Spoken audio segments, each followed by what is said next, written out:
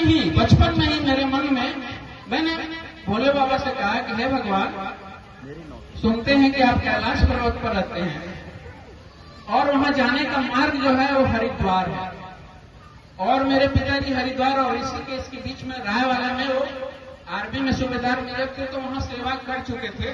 तो अक्सर उनसे मैं सुनता रहता था हरिद्वार, ऋषिकेश, रायवाला। मैंने ईश्वर से प्रार्थना की कि मेरी नौकरी पहाड़ में ही हो जाए तो कितना अच्छा होगा। तो देखिए इनकी नौकरी 94 में होगी और मेरी ऑल इंडिया बेसिस की प्रतियोगिता परीक्षा थी, शिक्षक लोक सेवा आयोग उत्तर प्रदेश, तो उसमें मैंने फॉर्म भर दिया था। और उस समय मैं अलीगढ़ में एक पब्लिक स्कूल में, इससे पहले लंबी यात्रा है मेरे जीवन की, मैं करतौर डिग्री कॉलेज खुला, उसमें मैं प्रवक्ता अर्थशास्त्र का था। उससे पहले मैं हिंसर इंटर कॉलेज में लेक्चरर था। उसके बाद मैं अलीगढ़ गया, वहां एक पब्लिक स्कूल में शिक्षक के दायित्व का निर्वहन किया, और कुछ समय के बाद एक पब्लिक स्कूल को मैंने चलाया। उसी समय 94 की बात है।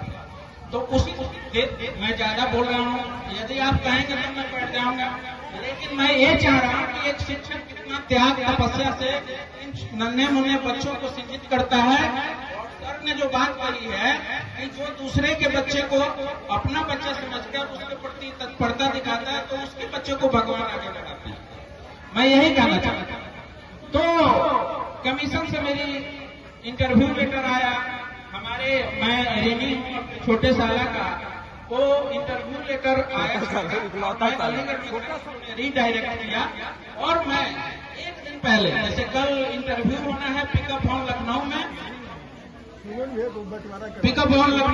तो मुझे शाम को चिट्ठी मिली और मैं वैशाली सुपरफास्ट से जाकर मैंने इंटरव्यू साक्षात्कार दिया।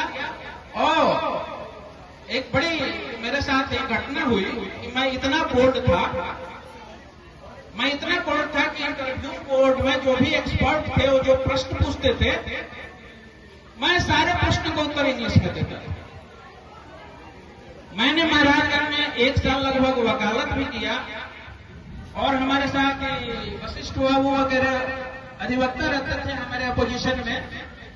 और अभी भी उन लोगों से आप पूछेंगे तो मैं मजिस्ट्रेट के सामने कभी हिंदी में मैं अपने पार्टी के लिए कभी हिंदी में बहस नहीं की थी।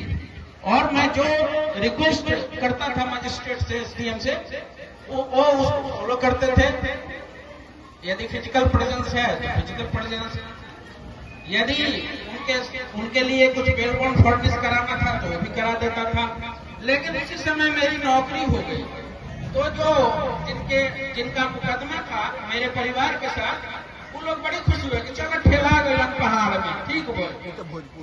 तो मैंने हर तरह का कार्य किया है। तो पहाड़ में गया, मेरी नियुक्ति उत्तरकाशी में हुई, गंगोत्री यमुनोत्री के बीच में। तो मैंने इनसे कहा था नौकरी से पहले कि तुम जब शिक्षिका हो तो मुझे अपने ही पास रहने दो, मैं वकालत कर ही रहा हूं।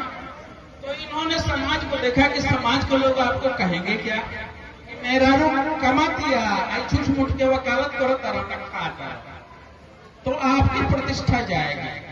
फिर मेरी नौकरी कही कि नहीं आप जाइए। तो देखिए इनका क्या, इसके साथ इन्होंने और क्या जिम्मेवारी दी कि ये छोटे छोटे बच्चे थे उस समय कक्षा 4-5 के, इनको भी कहीं ज्वाइंट फैमिली में हमारे पिताजी पूरे परिवार का खाना बना कर ये नौकरी करने जाते थे। लंबी यात्रा है, इनकी शिकायतें भी सुनी हमारे गांव वालों ने, खैर उसको कोई फर्क नहीं पड़ा। तो उन्होंने कहा कि बच्चों को भी ले जाइए पहाड़। आप आश्चर्य करोगे कि एक शिक्षक, मैंने माँ का भी रोल अदा किया है और बाप का भी रोल अदा किया। कक्षा 5 से इन दोनों बच्चों को मैं पहाड़ में ले गया, और वहां मैं कक्षा 5 से इन बच्चों को हाई स्कूल तक पढ़ाया। मैं वैसा शिक्षक नहीं हूं कि अपने राजकीय स्कूल में किसी बच्चे को पढ़ाऊं या ना पढ़ाऊं, लेकिन अपने बच्चों को पब्लिक या अपने स्कूल में पढ़ाऊं, ये मेरे स्वभाव में नहीं है। मैं जो बोलता हूं या तो मैं उसको करता हूं। मैंने जो किया है उसी को व्यक्त कर रहा हूं कि वीरों को बनाने के लिए कारखाने नहीं होते। यदि आपने अपने बच्चों में संस्कार डाला है, वो बच्चा चाहे कोई भी संस्था हो वो कामयाब हो।